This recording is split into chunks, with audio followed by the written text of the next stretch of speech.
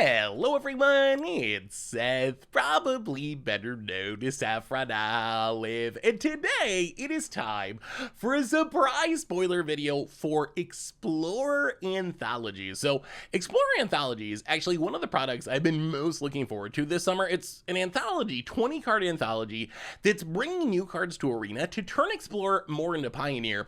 And we knew it was coming, but we never really had details on it. We didn't know when it was coming, we didn't know what cards were going to be in it. Well, today we got some info. The anthology is releasing next week, so like 7 or 8 days from now, not very long in the future, and we got our first 3 spoiler cards with the rest to come. So I figured should probably do a quick spoiler video, talk about these new Explorer cards, what they mean to the format, what decks they're going to promote or support. We also know there's a Historic Anthology coming in. I haven't been playing nearly as much Historic lately ever since Explorer came out, but we got 3 cards for that too, and a couple of them are kind of interesting for Historic or Historic Brawl, so I figured should probably mention those as well. So anyway, that's what we're doing today, Explorer Anthology spoilers. Before we jump into it, a couple of quick reminders. Number 1, if you need any of the cards we talk about today in paper, you can snag them from our awesome sponsor Card Kingdom over at cardkingdom.com/MTGGoldfish.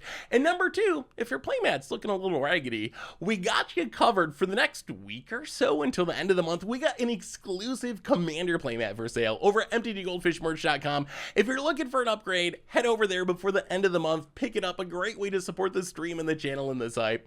So anyway, let's talk some Explorer Anthology spoilers. So card number 1, we got one that's gonna make Crim happy, which is Kalitas, Traitor of Ghet. And this card it's really interesting, I would say, in the context of Explorer. So Kalitas in full Pioneer is a real staple. It's the 9th most played creature in the entire format. It shows up in a ton of different decks: Rakdos midrange, Dimir control, vampires, mono black aggro. Any deck that is mid-range control or aggro, honestly, that's in its colors is going to at least consider Kalitas, because it's just a really strong combination of effects. It's got a good body that can grow throughout the game. It has lifelink. It hates on graveyards, so it can randomly wreck sacrifice style decks. So this is a card that I think you're going to see a ton of in Explorer. On the other hand, I don't think this is going to create any new archetypes. I've never seen a deck that I would consider a Kalitas deck. There's tons of decks that are going to play it, but it's normally, like I said, kind of a one of, a two of, sometimes in the main deck, sometimes in the sideboard, depending on the metagame. But this is a great inclusion. Like, if our goal for Explorer is to have it be Pioneer, this is one of the cards that shows up a ton in Pioneer that just wasn't legal on Magic Arena. So really solid first inclusion for our new Explorer Anthology. Card number 2, another pretty straightforward one, Supreme Verdict. So Supreme Verdict, one of the top 30-ish non-creature spells in Pioneer, so a true staple of the format. And this card is relevant for one huge reason. Blue-white control is a top-tier deck in Pioneer. It is one of the best decks in the format. It used to be the best deck, arguably, in the format. Now it's just a solid top-tier deck. And the only thing that full Pioneer blue-white control is missing to be complete on Arena is Supreme Verdict. This is the one card that was keeping it from being complete, and it's really a huge upgrade over the other S in the format, mostly because of his uncounterability. Like, that is really, really huge if you're playing control and you're up against some sort of like spirit style deck. They're gonna wreck you if you're playing your Day of Judgment or Fumigate or Farewell or whatever, because they're just gonna counter your wrath. Supreme Verdict gives your control deck an answer to that. So this is a card that is primarily going to be played in blue-white control, and it's going to make blue-white control even better in Explorer. Like I said, it's going to give you the full Pioneer version of blue-white control. We'll also probably see it in like 5-color Niv decks. Other control or mid-range style decks that happen to be in the colors will consider it as well. But the big deal is this makes blue-white control complete for the first time in Explorer. Then we have kind of an oddball selection in Favored Hoplite. And when you first read this, you're probably like, oh, do we really need Favored Hoplite? Does this even do anything in Pioneer? And the answer is sort of. So Favored Hoplite goes in exactly one deck. There's a Boros Heroic aggro deck that is a top tier deck, probably a solid tier 2 deck, I would say, in Pioneer. And it's missing Favored Hoplite. That is one of its key creatures. And Favored Hoplite is a legit scary creature. You play it for 1 mana, it's a 1/2. Whenever you target it, it gets a counter and it prevents the damage, so it becomes really hard to kill. So this is a very snowbally threat in the right deck. The problem I see right now is the Boros Heroic deck is really missing 2 pieces. One is Favored Hoplite, the other is Monastery Swiftspear. So I think we're in wait and see mode as far as how big of an immediate impact this will make. If we also get Monastery Swiftspear in this Historic Anthology, then you can essentially just play the Boros Heroic deck, which is a legit good deck if you're looking for something aggro and kind of tricky and pump spelly and spell slingy. This is going to be a legit option in Explorer. Explorer, if we don't get Monastery Swiftspear, then I'm more in wait-and-see mode. I'm sure you could build some, like, watered-down version of the heroic deck in Explorer even without Swiftspear, but it really needs its friend Swiftspear to fully maximize its potential. So those are the 3 additions we know about now. We also got a little bit of Historic Anthology news. So I don't really play Historic like I used to, but I do want to at least mention these cards, and honestly, only one of them is really focused on Historic. The other ones are for Historic Brawl.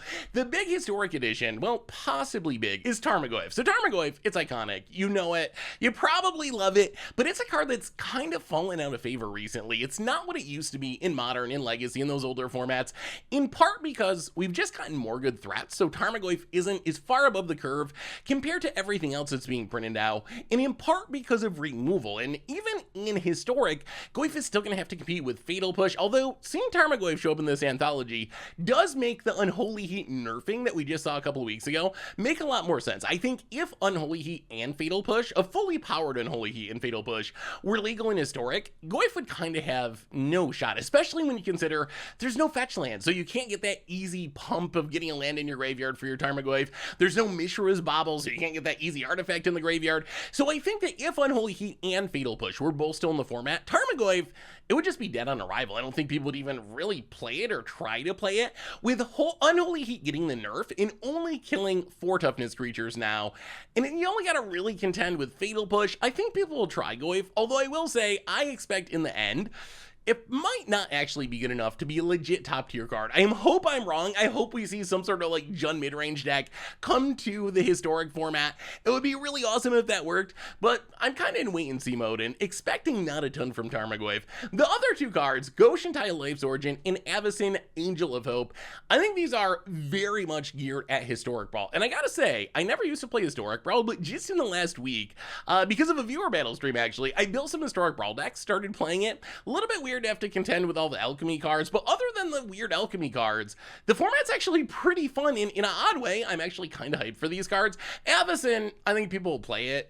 It's a big angel. Making your stuff indestructible is nice. A good top-end threat if you can ramp into her or whatever. But the card I'm actually really hyped about here is Goshen Tide of Life's Origins. This is an absurd commander for Shrines. Shrines is a really unique archetype. This is a great way to power it up. It makes a ton of Shrines. It powers up your other Shrines. It gets back your Shrines if they die.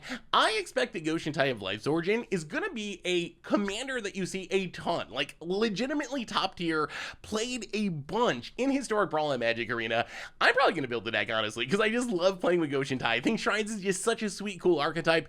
I think Goshen Tide of Life's Origins also probably gonna be fun in Historic proper. I don't think Shrines are gonna be good. Shrines are never like legitly competitive. They're just too clunky. But when they go off, they really go off and it's super spectacular. So I think that could be like a fun against the odds episode. Goshen Tide Shrines in Historic. So I think clearly designed to be good in Historic Brawl, but maybe in the conversation for Historic as well. So anyway, those are our spoilers for today. Explorer Anthology, Historic Anthology. We should get the rest of these cards in the next week, and then actually we get the release of both of these anthologies the end of next week. So you're gonna be able to try out these cards really soon. Unsure what I'm gonna do about the rest of spoiler season. I don't know if I'm gonna do daily spoilers for these cards.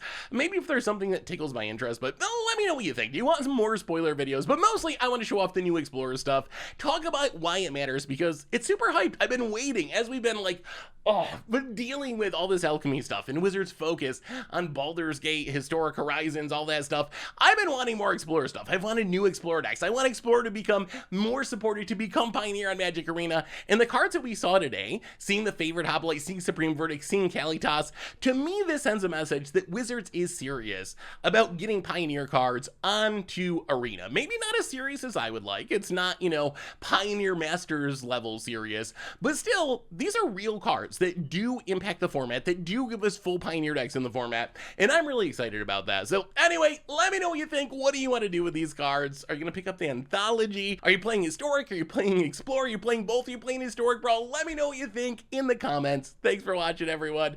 I hope you enjoyed it, and I will talk to you soon. Thanks for watching the video. If you enjoyed it, help us out by clicking that like button down below. And to keep up on all the latest and greatest, click that subscribe button. And don't forget to hit that bell icon to get alerts whenever we have new videos. And if you want to, check out some of our other sweet videos here and here.